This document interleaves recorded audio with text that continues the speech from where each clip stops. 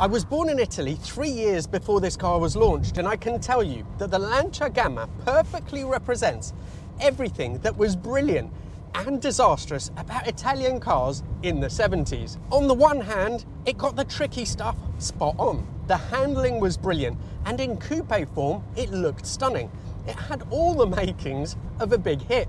But somehow, Lancia managed to turn that into a spectacular flop. And strangest of all, some of the blame can be traced back to Citroën. So how did that happen? Let's find out.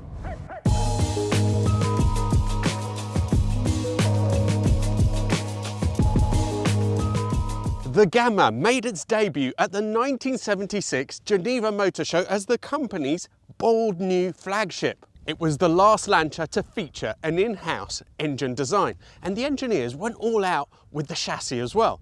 It had independent suspension all round, a 5-speed gearbox, and discs front and back, all as standard. The styling came courtesy of Pininfarina through stylist Leonardo Fioravanti, who was also responsible for such greats as the Daytona, the 512 Boxer, and the 288 GTO. It managed a very competitive CD of just 0.37, and it wore a very clean, fastback silhouette, but with a conventional boot rather than a hatch. Why?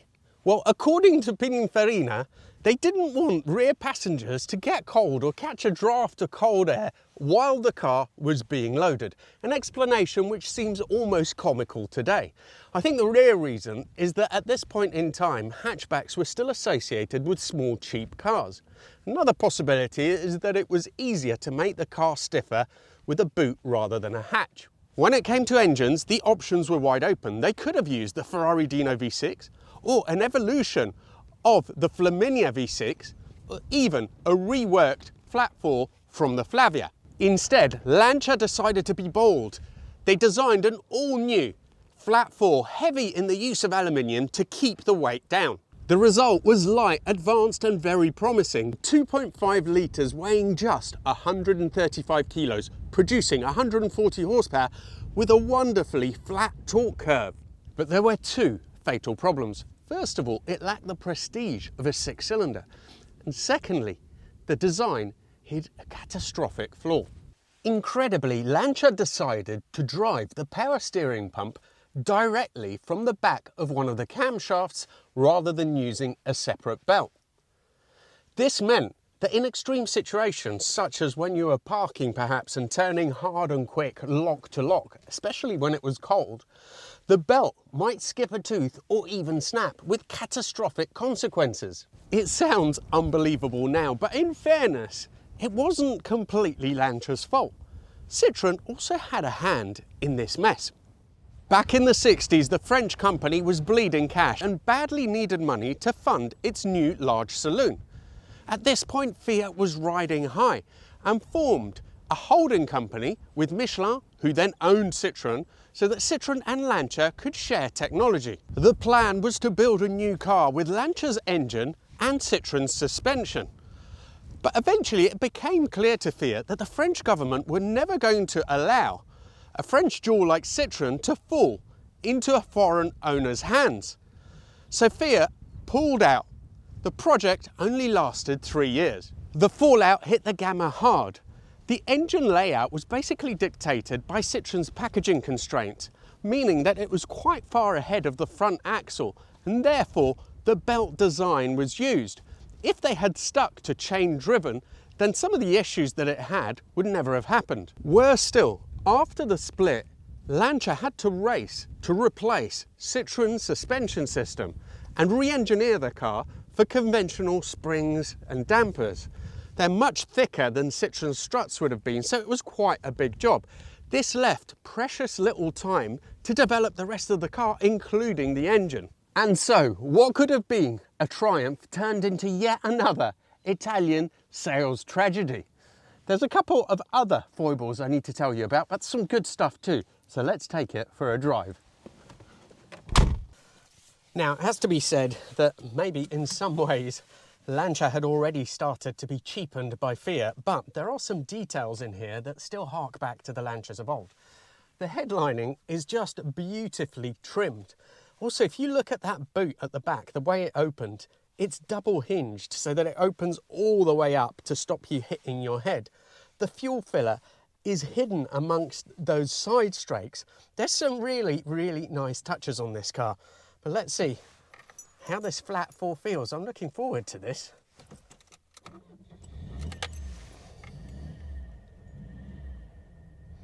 It bursts into life very eagerly. And even at low revs now, you can feel that it has such a distinctive, it's like a thrummy sound, a thrummy nature to it. But let's go.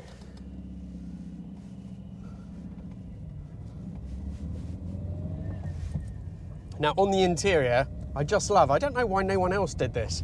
The bottom of the gear stick, it looks like it's a ball joint. And I think it looks brilliant. In the later cars, in the Series 2, they actually had a conventional, I think, leather cover on it. And that's a shame. I think that looks brilliant. The rest of the interior, I don't know. I'm sort of in two minds about it. As I said, it's got some really nice touches like the headlining. The seats are sort of sumptuously trimmed, very soft, really comfortable. The dashboard is very, very plasticky. I think at the time, Charles, the owner, was telling me that people didn't like these dashboards. It was just too much plastic. I think it's imposing. It looks okay. The instruments are what I find incredible. The graphics that they had on them, I don't know what they were thinking at the time. They must have been on something. I don't know if I like them or not. I think I do like them because they are just so different from anything else out there, but you wouldn't exactly call them elegant or easy to read.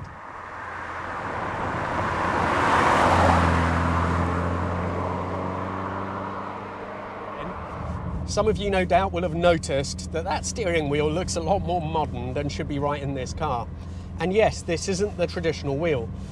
Charles just says that it feels so much nicer than the one that was in it before, that they prefer to use that, and makes a big difference apparently. Now it might be a bit blasphemous, but I have to say, this is actually from a Subaru of all things. Surely, Charles, you could have found a later Lancia wheel to go in here. I have to agree with him though, it feels lovely.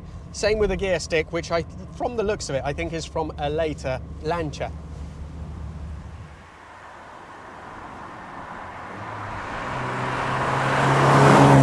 There's another couple of really weird foibles, and the windscreen wipers, you control those from this stalk on the left. So you have it on intermittent and on full continuous flow. But to vary the speed or full flow, you then have to go and press one of these 6 row of buttons, the top left one at the top. And the thing is, at night, it only lights up if you push it. So ergonomically, it really had a couple of things that they didn't completely think through.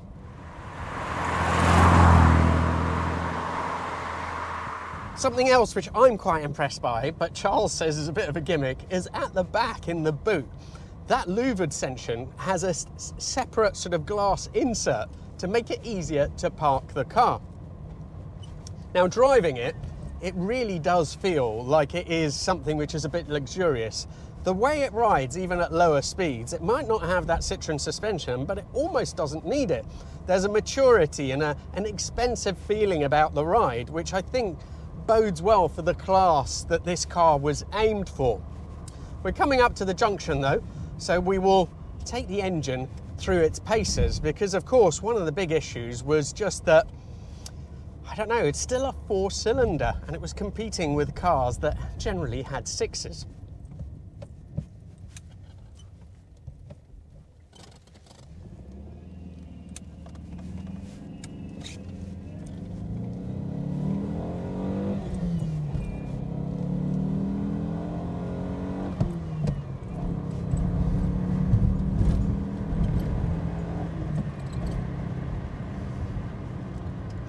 And I have to say it goes really well. 140 horsepower in what I think for the size was a relatively light car, was around 1,300 kilos, so it goes pretty well. How would it compare to the 6s though? In terms of smoothness, it's not too bad. I think that the sound, although an enthusiast like me would like the fact that it sounds so different, certainly doesn't have the sophistication of a BMW straight 6. And here we come to another one of the issues. When launched in the UK, I think it was 78, It was just over £7,000 this, and BMW 525 was a few £100 more, but for that you got the silky straight six and you got an extra 10 horsepower as well. I mean, no doubt once you started to put those BMW options in the mix, the price difference would have been more marked, but you can see how already it would have been a difficult thing to sell without everything else that was going on.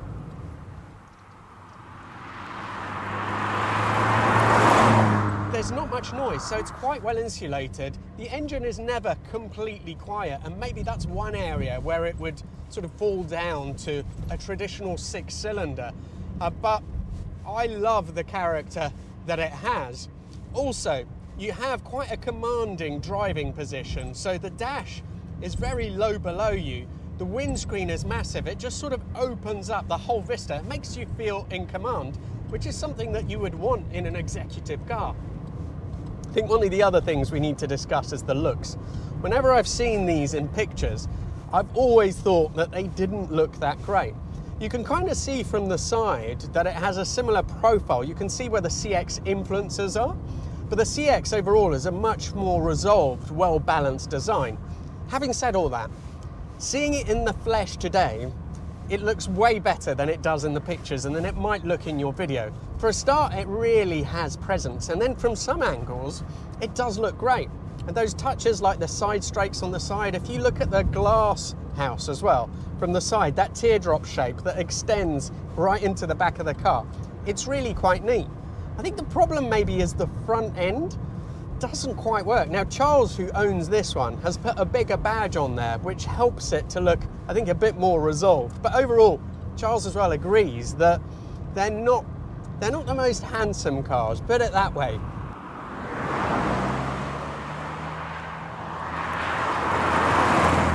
Incidentally, before I forget, Charles is a member of the Gamma Consortium. Now, if you own one of these cars, it is an incredibly helpful group of guys to be connected with. So I'm going to put their website details in the video description.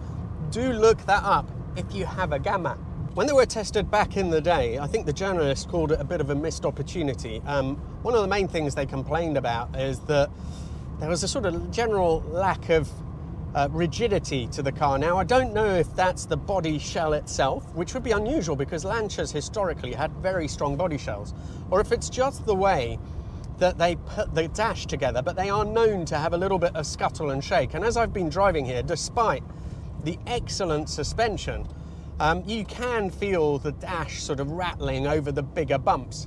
Something that even by this stage in the 70s, in a car which was supposed to be higher end, wasn't really that acceptable. Driving through those tighter corners though, admittedly at quite a slow speed, on the way back we'll be going a bit quicker, I can already feel the promise that it had because it drove through there really tidily.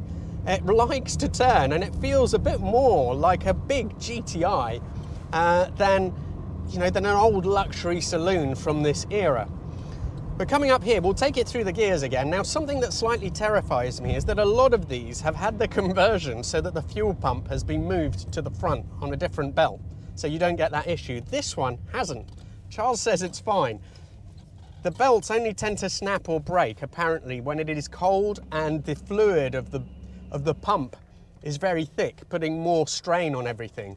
All the same, I'm taking these bits where I'm turning the wheel, I'm taking those quite gingerly because I really wouldn't want it to go.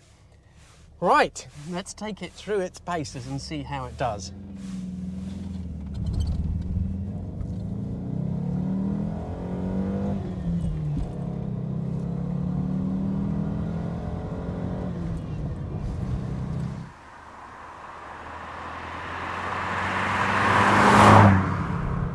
Well, it will rev all the way up to 6, but it feels that 5 is the more comfortable limit for it. There doesn't seem to be much point really wringing its neck right to the last ones. Now, the suspension on this is about 90,000 miles, this car. The suspension has never been touched. And yet, it feels pretty tight. I mean, it is soft, but that flat 4 is so characterful.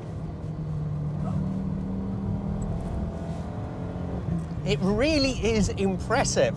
Having the flat 4, yes, it's above the front axle, but because it's so light and because the weight is also low down, this handles incredibly well.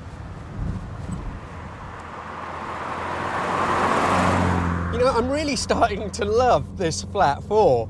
It's got such an addictive little grumble at lower revs. So about 2000, you put your foot down and it just has this little growl as it goes up. And because it's so torquey low down, so maximum torque, it's basically between 2,000 and 3,000 revs.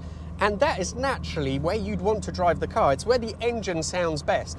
And it makes it very relaxing to drive. I wasn't expecting the Gamma to feel this good. Yes, it may have some real compromises and some design flaws, but when it's running properly, it feels like a top-end product. Gear change, I would say, is unremarkable. It's fine. I mean, for a car in this class, you're not expecting a race-like gear change, but it works. Charles was telling me that he thinks that it's a Citroën gearbox that it has underneath.